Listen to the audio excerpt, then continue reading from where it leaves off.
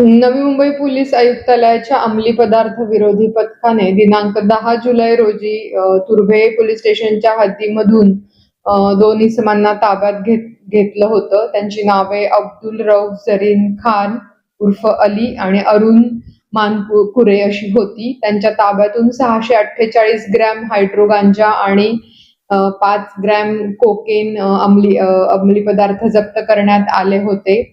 पुढील तपासामध्ये त्यांनी असं सांगितलं की अयान राजकोटवाला कडून त्यांनी हा माल घेतला होता. अयान राजकोटवाला याला मीरा रोड येथून ताब्यात घेतला असता त्याच्या देखील ताब्यातून 203 ग्रॅम हायड्रो गांजा जप्त करण्यात आलेला होता. त्यांनी पुढील तपासात सांगितलं की त्यांनी तो गौरव विश्वजित चिंदरकर राहणार चेंबूर याच्याकडून घेतला होता आणि हा हायड्रो गांजा थायलंड वरून वृषांक भानुशाली यांनी मागवला होता. तर या तपासामध्ये आम्ही वृषांक भानुशालीचे जे 2 पार्टनर्स आहेत नीरज शहा आणि सुरेश भानुशाली यांना सुद्धा अटक केलेली आहे.